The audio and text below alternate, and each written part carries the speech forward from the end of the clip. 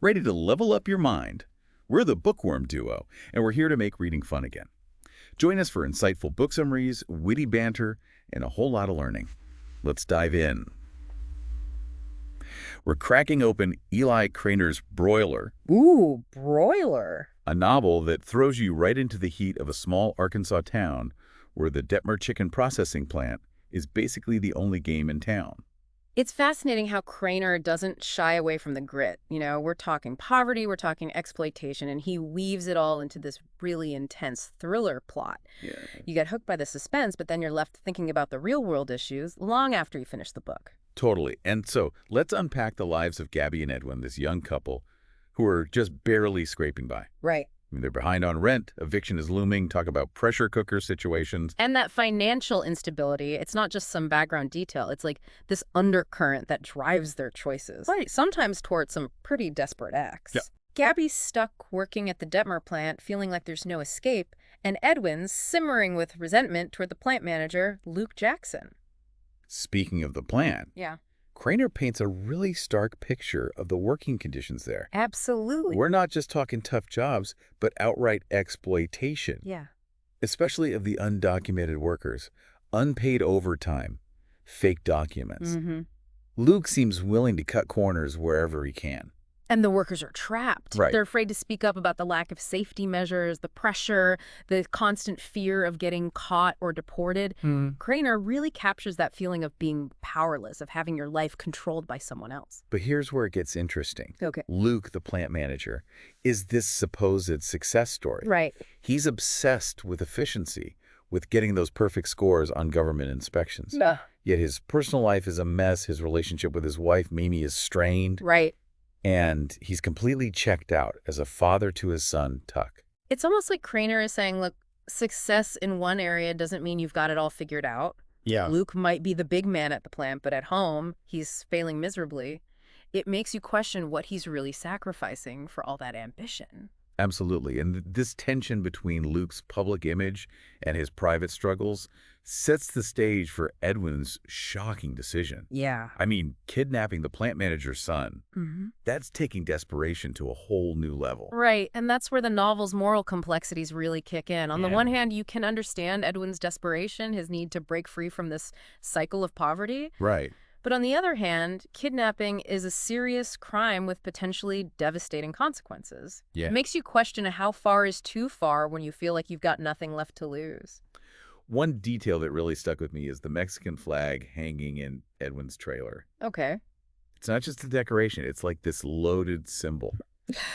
Cranor even describes this inscription on the back. Oh, wow. Hot chicks and big dicks, Cancun '06, talk about a clash of cultures. It's brilliant, isn't it? You've got this symbol of national pride, but it's been reduced to a crude souvenir. Right. It speaks to Edwin's complicated relationship with his heritage, his attempt to hold on to his identity while navigating this new, often harsh American reality.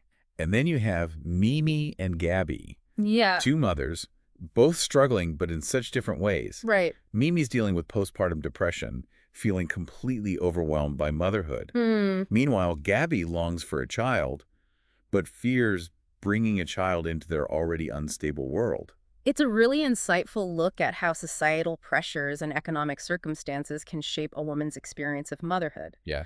Mimi has all the material comforts, but is deeply unhappy, while Gabby yearns for something she can't afford to have. Right. Cranor doesn't offer easy answers, but he makes you think about the invisible burdens that women carry. And just when you think you've got the story figured out, Cranor throws in these twists and turns that keep you on the edge of your seat. Yeah. For example, Mimi and Gabby. They're from totally different worlds, but they end up forming this unlikely alliance. Right. It's almost like they see a reflection of their own struggles in each other. And let's not forget Cheeto, Edwin's cousin, and his mother, Maria. Right. They provide Edwin with a safe haven, a sense of community that he's been lacking. It's in those quiet moments of human connection that you see glimmers of hope amidst all the darkness. So we've got desperation, we've got exploitation, we've got these morally ambiguous characters making choices that you might not agree with but can at least understand. Yeah. Where does Cranor take us from here? Buckle up, because in the next part we're diving into the events that lead to the novel's shocking climax. Oh. You won't want to miss it. All right, So we left off with Edwin making this drastic decision to kidnap Tuck. Right. It's a move born out of desperation, fueled by his resentment towards Luke and this burning need to escape the poverty that's been choking the life out of him and Gabby. And there's this detail that I found both heartbreaking and telling. Edwin folds the ransom note into a star, just like the ones he used to pass to Gabby back in high school. It's like this little echo of their innocent past. Yeah. A reminder of the life they dreamed of, having a life that seems further and further out of reach. It also highlights Edwin's naivete, right? Mhm. It's like he's stuck in this adolescent mindset, unable to grasp the severity of his actions. He's playing a dangerous game, and the stakes are incredibly high. And speaking of high stakes, let's talk about Luke. Okay. This guy, obsessed with his image and climbing the corporate ladder, Right. has been skimming money from the plant. What? Almost 30 grand, Yeah. all tucked away in this secret stash. The irony is thick here, isn't it? Right. Luke, this supposed pillar of the community, Yeah. built his success on the backs of these exploited workers, turning a blind eye to inhumane practices to boost profits. Yeah. And now the very money he acquired through these shady dealings is gone right when he needs it most. Talk about karma coming back to bite you. Wow. It turns out Luke had entrusted this dirty money to his receptionist, Terry, swearing her to secrecy. But Tara, bless her heart, thought she was doing him a favor by adding it to the company's accounts to avoid any red flags during his promotion. Oh, the best laid plans, right. It's like Cranor's deliberately piling on these ironic twists. Right. Showing how easily things can unravel when you build your life on a foundation of deceit.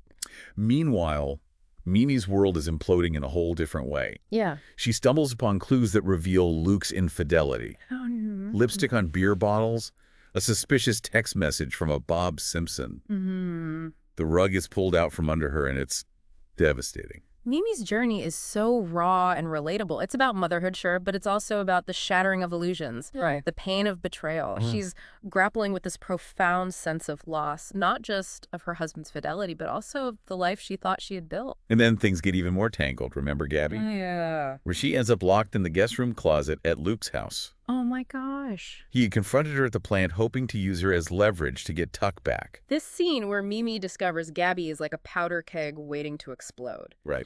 You've got these two women from completely different backgrounds, Yeah. both victims of Luke's manipulations, Mhm. suddenly thrust together in this pressure cooker of a situation.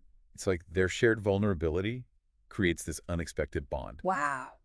Mimi, realizing that Luke is in way over his head, decides to take charge. Okay. She contacts Edwin through Gabby's phone, offering him Luke's secret stash of money in exchange for Tuck's safe return. What's so fascinating here is that Mimi starts to see Gabby not as a threat, but as an ally. Right. She recognizes Gabby's strength, her resilience, and it's almost like she's drawing inspiration from her. They hatch this daring plan to meet at the plant, a clandestine exchange under the cover of darkness. But as with everything else in this story, things don't go according to plan. Edwin, after spending a night caring for Tuck, has a change of heart. This is where we see the cracks in Edwin's tough exterior. He's confronted with the reality of his actions, the fear in Tuck's eyes, the potential consequences of his choices. Right. He seeks refuge at his cousin Cheeto's house. Mm-hmm. And it's there amidst the warmth and chaos of Cheeto's family that he begins to question everything. There's this beautiful scene where Edwin witnesses Cheeto's mother, Maria, performing a traditional healing ritual on Tuck, using an egg to dry out his cough. Wow.